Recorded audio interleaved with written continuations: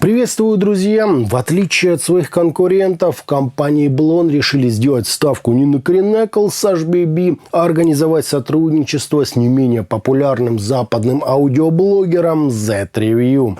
За основу, как всегда, взяли 10-миллиметровый динамический излучатель, напылили сверху 18-каратного золота, приложили в комплект солидной толщины кабель и, конечно же, сделали максимально грамотную настройку со слегка уменьшенными на фоне хармоновской кривой акцентами.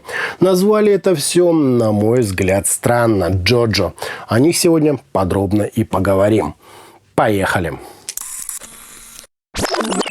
Пришла модель в небольшой, но эффектно оформленной коробке с изображением героев обзора, парой слов о блогере Z-Review и причислением технических характеристик, откуда мы узнаем о импедансе модели в 32 Ома при чувствительности 106 дБ.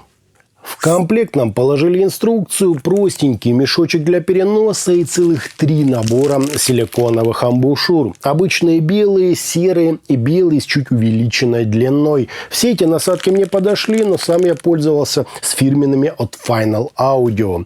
КБР-07 здесь, к сожалению, совершенно не годятся. Кабель на вид, конечно, просто потрясающий, толстый, витой, выполненный в цвет к фиолетовому корпусу наушников. И, что не менее важно, на каждой из жил имеет сопротивление, равное 175 тысячных Ома, что очень достойно. Менять такой кабель нет никакого смысла. Чашечки тут небольшие, как я уже сказал, выполнены из цинкового сплава с напылением 18-каратного золота. Сама конструкция имеет, как видите, L-образную форму, однако сидит она, в отличие от Кайлоа, крайне удобно и практически не чувствуется на ухе. С внутренней стороны модели расположен тоже цинковый звуковод с защитной сеточкой и отверстие для компенсации 10-миллиметрового динамического драйвера. С внешней же только логотип с названием модели, то самое натуральное золото. По поводу выбора расцветки есть, конечно, у меня вопросы, но, как говорится, нормально. Вот так, друзья, это все и выглядит.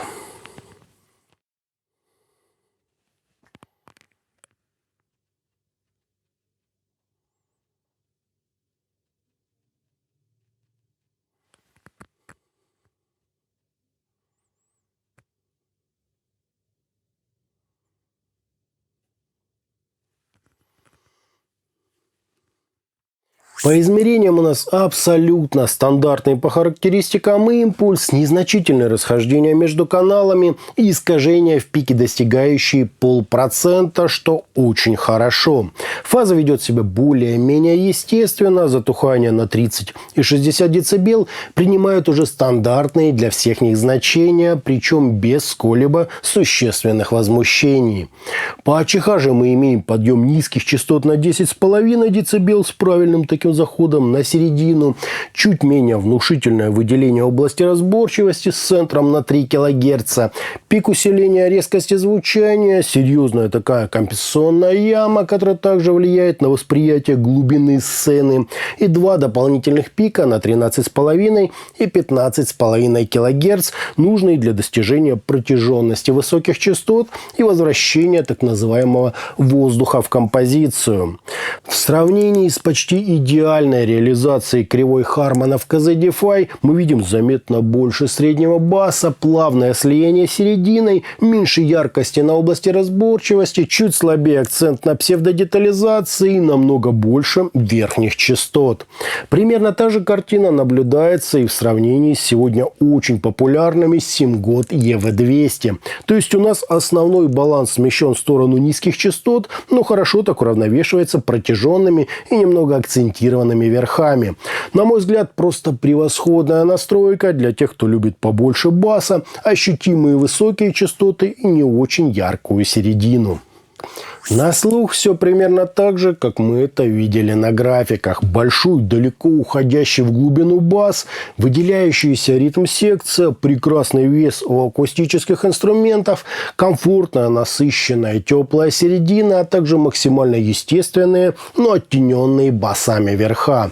Слушается это реально приятно, ничего нигде не ярчит и не режет ухо. Да, на усиленную прорисовку нюансов здесь, конечно, можно не рассчитывать, но ключевые моменты на своих местах, а инструменты подчеркиваются особым таким глубоким базисом.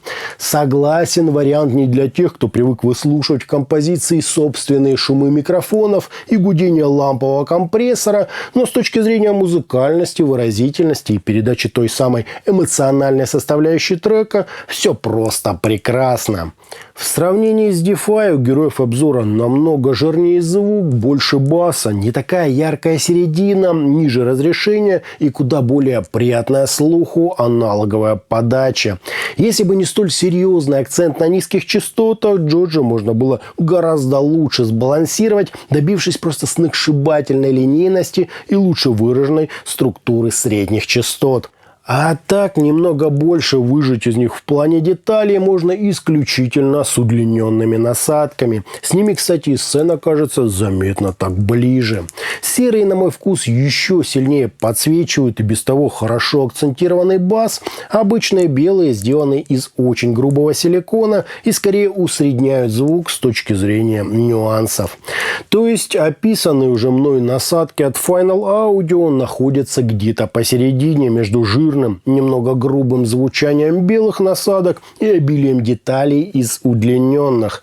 Пользоваться можно, как вы понимаете, любыми, тут выбирайте на свой вкус. Сцена в глубину, естественно, ощущается, однако прорисовка каждого из инструментов, а также то самое количество воздуха на задних планах здесь далеко не лучшие. Отчего для оркестровой или какой-нибудь мультиинструментальной музыки данная модель подходит с некоторой натяжкой. А вот различные небольшие команды, как и сольное исполнение и различные живые направления, подходят наушникам, как говорится, на ура. Джоджо скорее для тех, у кого слабоватый в плане массы источник с прекрасной прорисовкой, атакой и высоким уровнем агрессии. Вот с ним герои обзора сыграются просто фантастически. Наушники добавят звук веса и мелодики, а источник подчеркнет разрешение и скорость у различных переходных характеристик. Скажем так, Джоджо по своему характеру ближе к Kivyirs Quartet. Уровень там, конечно, повыше, но в ключевых моментах они как братья-близнецы. Если разбирать по частотам, то бас тут жирный, глубокий, с немного прослеживающейся текстурой. Соединение с серединой происходит на довольно приличном уровне, без ямы, а сама серединка имеет чуть лучшую прорисовку нюансов, подчеркнутую сочность, насыщенность и просто запредельную музыкальность. Высокие по меркам динамического драйвера тоже очень неплохие. Они комфортные, естественные и наделенные ровно тем же самым жирком, что и весь остальной диапазон. Ну и настройка у наушников, отдадим ей должное, здесь просто превосходная. Да, по мне так многовато в ней баса, я бы выровнял ее по высоким частотам, тем самым сместив акценты на скорость и четкость звучания. Но тогда бы мы, без сомнения, потеряли в глубине и масштабе. Это скорее выбор для ценителей того самого теплого лампового окраса. Далеко не убийцы флагманов, но в своей нише они прямо очень хороши. Итогом, динамические наушники Blond Jojo очень достойно сидят, неплохо выглядят, прекрасный кабель в комплекте, целая куча насадок на любой вкус, почти идеально, если судить по верхним частотам настройка, и, так сказать, от души насыпано глубокого жирного баса.